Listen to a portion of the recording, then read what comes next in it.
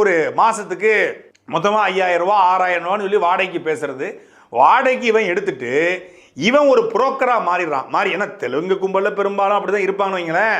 அப்படி மாறுறாங்க.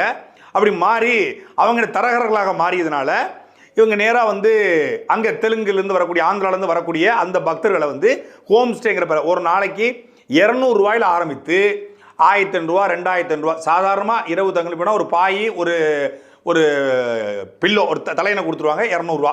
AC room வேணுமா 1000 ரூபான்னு சொல்லி வீட்டை இவன் வாடகை எடுத்து உள் வாடகைக்கு விடுறது.